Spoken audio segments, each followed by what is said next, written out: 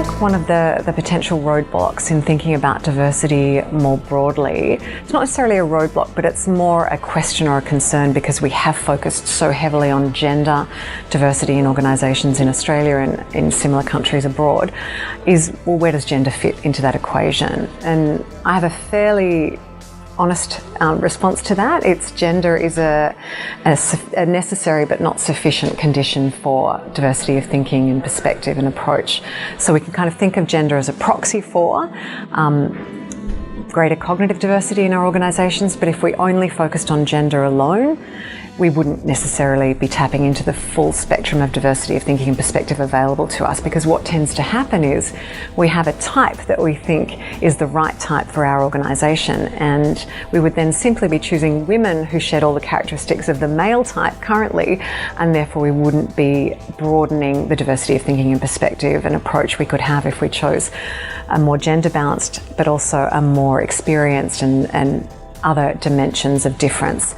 So separation between the type of difference we're seeking in the people that we recruit and promote and develop as talent, and that's very much, we want people who think differently, who see things differently, who've had different experiences, and then the way that we think and operate as individuals, and that's the territory of our biases. And we have both conscious and unconscious bias, and we tend to focus on the unconscious, rightly so, because they're hidden from our cognition.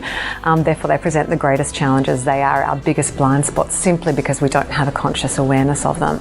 So when we talk about the inclusion side of the equation, we might have an organisation that's been forward-thinking and has tried to recruit a cognitively diverse group of people and people with different experiences and so on, and yet they haven't really addressed the culture.